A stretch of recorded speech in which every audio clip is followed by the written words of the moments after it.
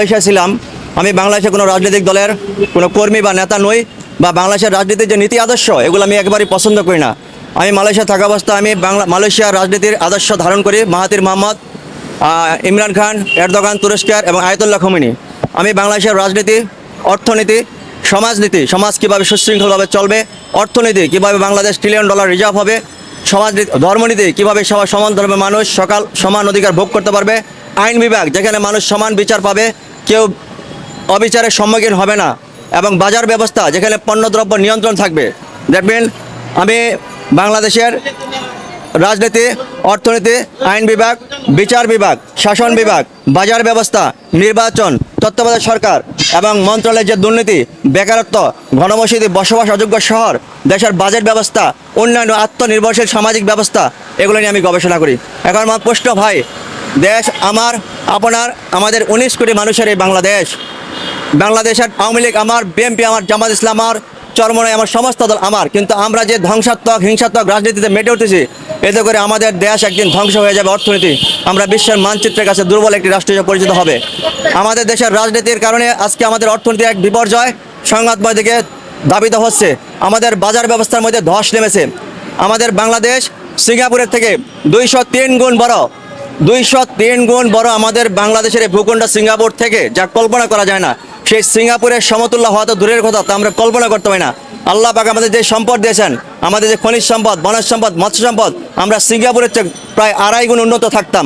আজকে আমাদের বেকারত্ব, আজকে আমাদের হানাহানি, মারামারি, অশান্তি, অরাজকতা, আজকে সবাই বলে নির্বাচন নির্বাচন নির্বাচন। আমার কথা হলো, আপনাদের একটা বার্তা আমি জাতির সামনে দিতে চাই। নির্বাচন বড় কথা নয়। নির্বাচন কথার অর্থ হলো সমর্থন করা বা একমত পোষণ করা বা একতা হওয়া। নির্বাচনের আগে নির্বাচিত যে ব্যক্তি নির্বাচিত করবে সে সঠিক কিনা, সৎ কিনা, যোগ্য কিনা, এটা আমাদের যাচাই করা দরকার।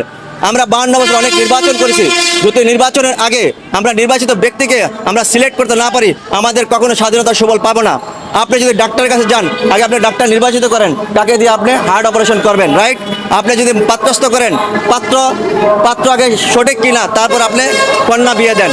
আপনি যদি একটা দোকান সাজান, সেই ম্যানেজার সঠিক কিনা, যোগ্য কিনা, সৎ কিনা, তারপরে 18 কোটি মানুষের দেশ, 19 কোটি মানুষের দেশ, এই দেশের সম্পদ, এই দেশের খনিজ সম্পদ, বনজ সম্পদ, রিজার্ভ, সমস্ত কিছু দুশ্চরিত্র, লম্পট, মাতাল, আপনার মানে চোর, অর্থ পাচারকারী, তাদের হাতে আমরা তুলে দিতে পারি না। আমাদের নির্বাচনের আগে সবচেয়ে বড় প্রশ্ন হলো জাতির সামনে, নির্বাচন বড় কথা নয়, স্লোগান হোক এটা। নির্বাচনের আগে নির্বাচিত ব্যক্তি সৎ, যোগ্য, দেশপ্রেমী, রাষ্ট্রবিজ্ঞানী, অর্থনীতিবিদ, সমাজনীতি, ধর্মনীতিবিদ এবং তার সামনে ফিলোসফার মানে দার্শনিক কিনা সে। আপনি যদি যে কোনো লেভেলের লোক মানে বাংলাদেশের সংসদে প্রবেশ করে দেশকে পরিচালনা করে, আমরা বিশ্ব প্রতিযোগিতার রাজনীতির মাঠ থেকে আমরা হারিয়ে যাব। বিশ্বের রাজনীতি অনেক কঠিন। আপনি অশিক্ষিত, মূর্খ, বাচাল লোক দিয়ে একটা রাষ্ট্র চলতে পারে না। বর্তমানে রিজার্ভ হবে $1 ট্রিলিয়ন। আমি মাহাতির মোহাম্মদ, বাংলাদেশের রিজার্ভ আমি $1 ট্রিলিয়ন নিয়ে গবেষণা করি। $বিলিয়ন মানে 10,000 কোটি টাকা, যেখানে আমাদের রাষ্ট্রের বিলিয়ন রিজার্ভ 18 থেকে 20 বিলিয়ন ডলার, যেখানে 52 বছর আমাদের রিজার্ভ থাকার কথা ছিল $1 ট্রিলিয়ন। That mean $500 million. আমাদের বাজার ব্যবস্থা, পণ্যদ্রব্য ধস নেমেছে, গরিব মানুষ খাইতে পারে না।